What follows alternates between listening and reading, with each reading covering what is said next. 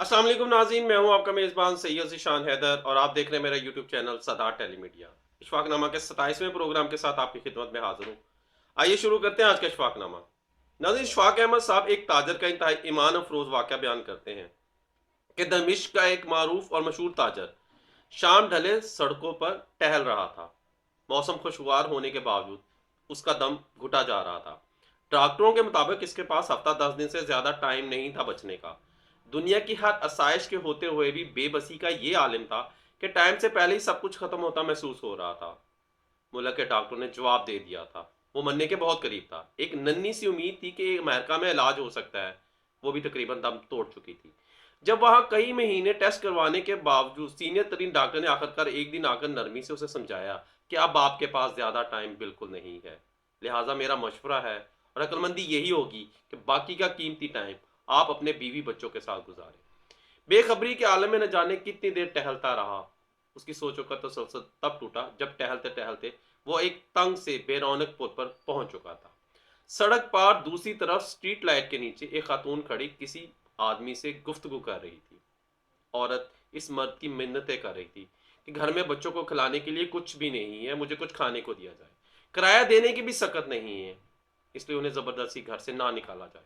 लेकिन वो आदमी औरत को डांट रहा था, उसे जलील कर रहा था कि किराया दो, खा कोई किसी भी तरह, लेकिन किराया दो वरना इसका सामान बाहर फेंक दिया जाएगा। औरत मुसलसल रो रही थी और मिन्नत समाजत कर रही थी कि मेरे पास किराया नहीं है, लेकिन वो आदमी ऑल फोल बके जा रहा था, गालियां देता जा रहा था। तो ताजर बेध्यानी से इस औरत के पास चला गया।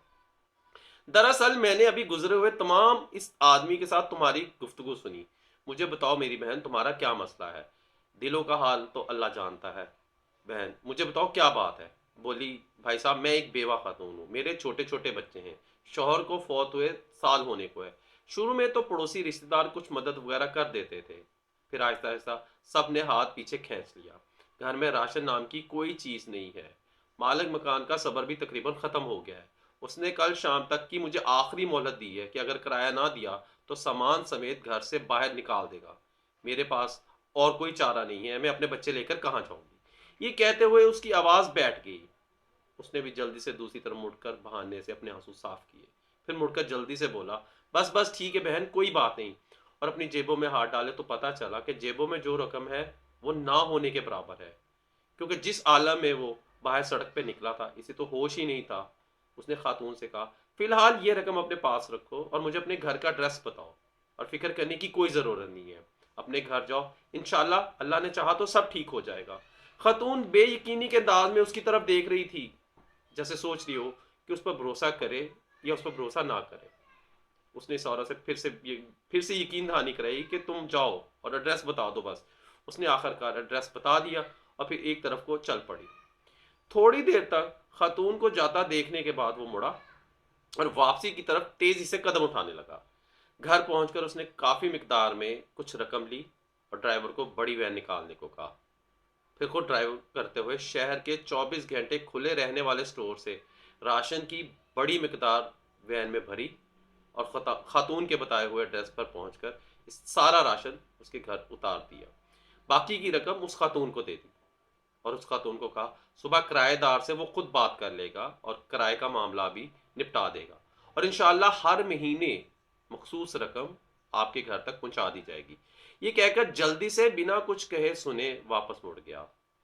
खातून बुत बनी बेयकीनी के आलम में खड़ी आंसुओं भरी निगाहों से उस आदमी को जाता हुआ देखती रही और वो वैन समेत फौरन नजरों से ओझल हो गया। उसकी कफियत अब काफी, बल्कि बहुत हद तक मुख्तलिफ थी। इसके अंग अंग से खुशी फूट रही थी। कुछ घंटों पहले जो इसकी हालत थी वो तकरीबन अब यकसर बदल गई थी। अब इसे हफ्ता 10 दिन गुजारने की जो फिक्र थी वो थोड़ी कम हो गई थी। हफ्ता 10 दिनों का ख्याल आते ही उसने कागज कलम लेकर खातून का एड्रेस लिखकर वसीयत लिखी कि हर माह बाकायदगी से 4 लोगों के मकबूल से बढ़कर खर्चे की रकम इस एड्रेस पर भिजवाई जाए, और कागज को लिफाफे में बंद करके तिजोरी में रख दिया। अब उसे लग रहा था कि अपने आखिरी सफर के लिए वो तैयार है या थोड़ी बहुत तैयारी कर ली है। फिर हफ्ता गुजर गया, फिर 10 दिन गुजर गए, फिर मजीद 10 दिन और गुजर गए, फिर पूरे 15 दिन गुजर गए। घर वालों के कहने के बावजूद वो अस्पताल ना गया। और फिर पूरा एक महीना गुजर गया और अगले महीने की रकम भी उसने फौरन उस खातून के यहाँ भिजवा दी। پھر ایسے ایک ایک مہینہ کرتے ہوئے تقریباً پورا سال گزر گیا، اور وہ معمول کے مطابق اس عورت کو رقم بھجواتا رہا۔ پھر 5 سال، پھر 10 سال گزر گئے، اور پھر پورے 20 سال گزر جانے کے بعد ایک رات وہ معمول کے مطابق تہجد کے لیے نماز پڑھنے کے لیے وضو کر کے اٹھا، اور سجدے میں دعا کرتے ہوئے اس کی سانسیں ختم ہو گئی۔ اس جہان فانی سے سجدے کی حالت میں رخصت ہو گیا۔ یہ سچا واقعہ یہاں ختم نہیں ہوتا، اصل خلاصہ تو اب شروع ہونا ہے۔ گھر والے صبح جب اٹھے تو اس کو سجدے کی حالت میں مردہ پایا۔ افسوس کے ساتھ گھر والوں کو اس بات کی خوشی بھی تھی کہ اچھی اور مبارک موت نصیب ہوئی ہے۔ خیر، تدفین و تکفین کے بعد اور دیگر انتظامات کے بعد اولاد کا تجوری اور وصیت کھولنے کا وقت آیا، تو وہ بند لفافہ بھی نکل آیا جو کم از کم 20 سال پہلے کی تاریخ کا ان کے والد کے ہاتھ کا لکھا ہوا تھا، اور اس کا مطلب تھا اس لکھے گئے ایڈریس پہ 20 سال سے جو رقم دی جا رہی تھی۔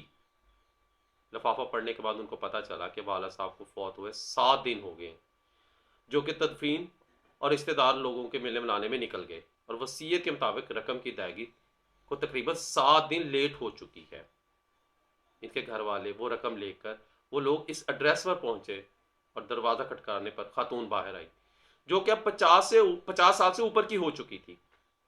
سلام دعا کے بعد تاجر کے بڑے لڑکے نے اس خاتون سے بڑے مؤدب انداز میں کہا، ہم آپ کو والد صاحب کی طرف سے ماہانہ مخصوص رقم وہ جو دینے آئے ہیں، اور معذرت چاہتے ہیں کہ رقم کی ادائیگی 7 دن لیٹ ہو رہی ہے۔ وہ اصل میں خاتون جلدی سے بولے، ارے نہیں نہیں، کوئی بات نہیں، آپ کے والد صاحب کے ہم پر بہت زیادہ احسانات ہے، آپ لوگ میری طرف سے والد صاحب کو بہت بہت شکریہ بولیے گا، اور انہیں بتائیے گا کہ ہم ہمیشہ انہیں دعاؤں میں یاد رکھتے ہیں، اور انہیں ہمیشہ دعاؤں میں یاد رکھیں گے۔ اور میری طرف سے اداب کے ساتھ انہیں بتائیے گا کہ اب انہیں رقم بھیجنے کی بالکل ضرورت نہیں ہے۔ تو وہ بیٹا حیرانگی سے بولا، کیوں، اس کی ضرورت کیوں نہیں ہے؟ آپ کو رقم کیوں نہیں چاہیے؟ تب خاتون نے خوشی کے آنسوں میں ملی آواز میں جواب دیا، اللہ کے فضل سے مہینہ پہلے میرے بڑے بیٹے کی ملازمت لگ گئی ہے، وہ نوکری پر لگ گیا ہے، اور 7 دن پہلے بیٹے کو اس کی پہلی تنخواہ ملی ہے۔